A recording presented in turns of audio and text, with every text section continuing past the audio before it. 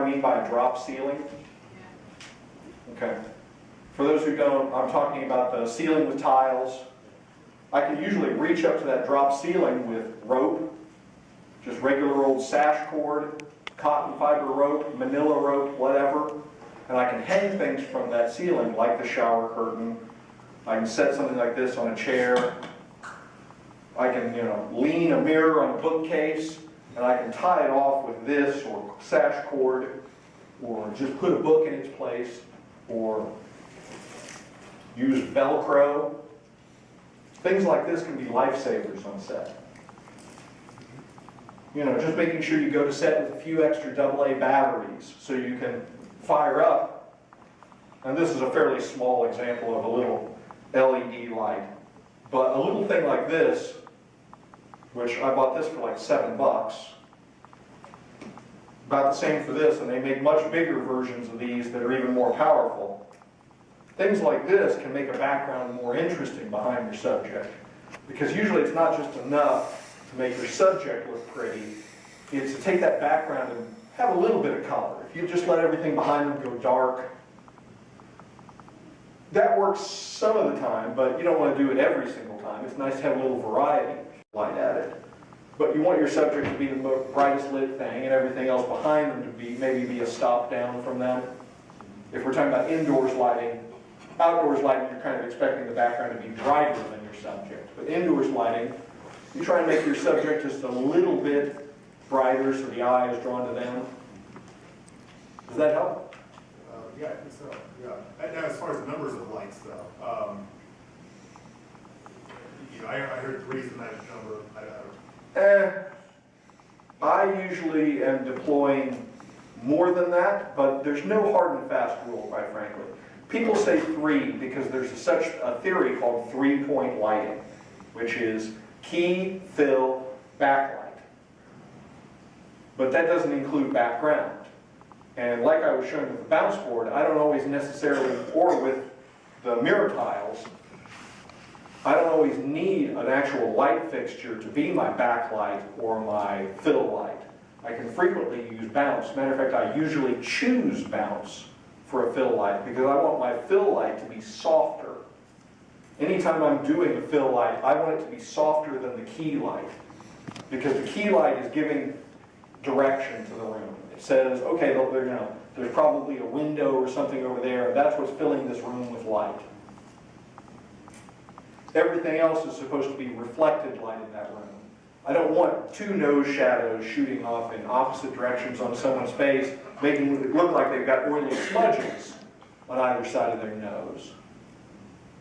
I want to have a sense, at least, that there is a main source of light in the room, and that's usually my key light. Now, that doesn't always mean my key light's directly in front of them.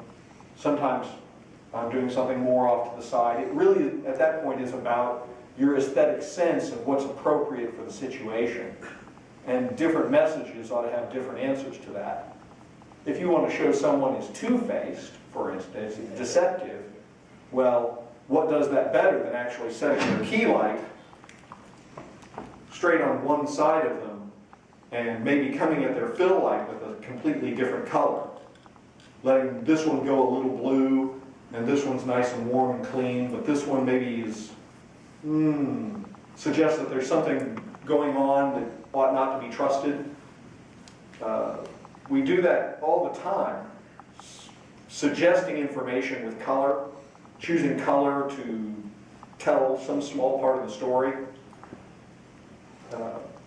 And it gets done on all kinds of jobs. Not just music videos or big Hollywood features or commercials. I've done things like that in corporate, industrial, internet content, every imaginable kind of video.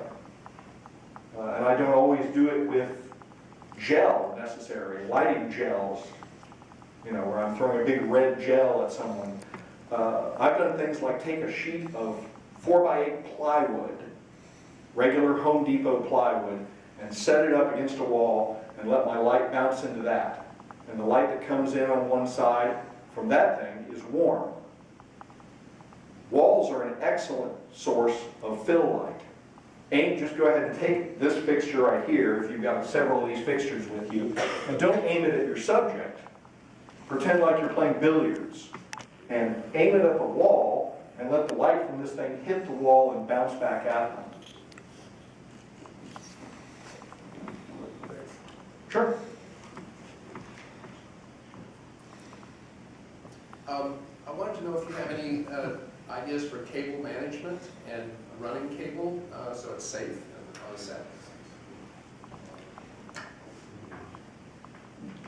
It kind of depended on what kind of environment you're in. If you're looking at someone, say for instance, nice polished wood floors, the thing that I usually use for cable management, gaff tape, is not appropriate. Gaff tape is a fabric tape. The material that the adhesive is set on is a fabric, and that's the most commonly used thing for doing cable management. But there are other types of tape, paper-based tapes. Painter's tape is an example of a paper-based tape. You can find painter's tape in other widths besides that skinny 1-inch stuff that you buy at Home Depot. You can get it in 2-inch, 3-inch varieties that are wide enough that you can run them over cable. And painter's tapes generally will not pull up the finish off of a finished or painted surface. So if you're going into someone's home and you're lighting and you're being courteous and taping down your cable, you don't want to make the mistake of pull that tape up, tearing the lacquer off the nice polished wood floor. I think you just lost me. Uh-oh. Maybe a dead battery, maybe acapella. Is it powering on? I think the battery died on. I think there's another one over here. Yeah. You have battery flying in Is too. this thing double A? To all of you, but of course the cameras would like me to speak with this thing. Like I said, sound is frequently king when we're talking about internet video content. When we're talking about internet video, usually there's only so much you can do to make a picture look good. So I recognize the primacy of my mortal enemy, sound, in the internet video. Evil sound bastard. Foiled again. So you had a question. So if you were to have to do this, let's say from your home office, and it's just you, the camera, and let's say 3.5, you wanted to set up. Yeah, you're a one-man band. You're the subject and you're doing all your own lighting. You got it. So how do you do it?